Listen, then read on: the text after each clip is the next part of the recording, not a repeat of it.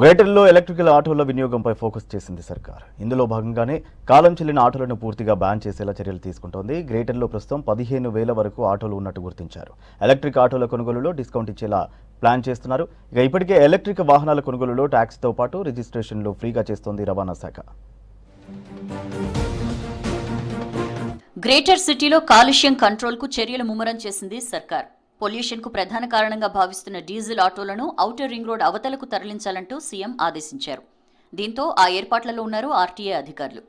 రాబోయే రోజుల్లో హైదరాబాద్, ఢిల్లీ మాదిరిగా కాలుష్యం బారిన పడకుండా డీజిల్ వాహనాలను తగ్గించే పనిలో పడ్డారు.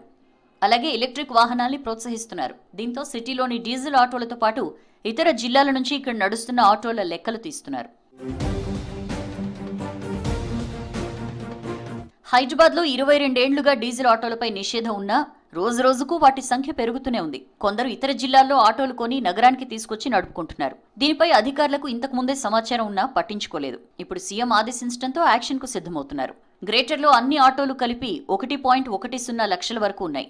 2002లో ఆటోలపై నిషేధం విధించే నాటికి 50,000 నుంచి 60,000 వరకు మాత్రమే ఉండగా వివిధ సందర్భాల్లో ఎస్సీ, ఎస్టీ, బీసీ, మైనార్టీల ఉపాధి కోసం 25,000 ఆటోలకు పర్మిషన్ ఇచ్చారు. మిగిలినవన్నీ ఇతర జిల్లాల నుంచి వచ్చి దొడ్డిదారిన తిరుగుతున్నవేనని తేల్చారు. ఇందులో డీజిల్ ఆటోలు 15,000కు పైగానే ఉంటాయని అధికారులు అంటున్నారు. 15 ఏండ్లు దాటిన ఆటోలు 2,000 లోపు ఉంటాయి. వీటన్నింటినీ ఔటర్ దాటించాలన్న లక్ష్యంతోనే అధికారులు పనిచేస్తున్నారు.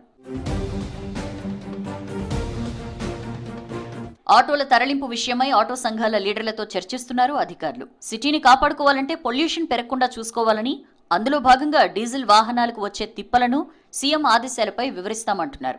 అందరి అంగీకారంతోనే ఆటోలను బయటకు పంపేలా చర్యలు తీసుకుంటామని అంటున్నారు. వారి ఉపాధి కోల్పోయే అవకాశం ఉండడంతో ప్రత్యామ్నాయంగా ఎలాంటి సహకారం అందించాలనే దానిపై ప్రభుత్వంతో మాట్లాడతామంటున్నారు. మరోవైపు ఇతర జిల్లాల ఆటోలు 15 ఏండ్లు దాటిన ఆటోల విషయంలో కఠినంగా వ్యవహరిస్తామని అంటున్నారు అధికారులు. వేరే జిల్లాకు సంబంధించిన ఆటోలు సిటీలో తిరిగితే ఫైన్లు వేస్తామంటున్నారు. వినకుండా మళ్లీ వచ్చి దొరికితే సీజ్ చేస్తామని హెచ్చరిస్తున్నారు. ప్రస్తుతం సిటీలో తిరిగే డీజిల్ ఆటోల్లో అధికంగా పక్క జిల్లాల నుంచి వచ్చినవే ఉంటున్నాయని అధికారులు చెబుతున్నారు. భువనగిరి, రంగారెడ్డి, మహబూబ్ నగర్, మేడ్చల్ జిల్లాలకు చెందినవి ఎక్కువగా ఉన్నాయి.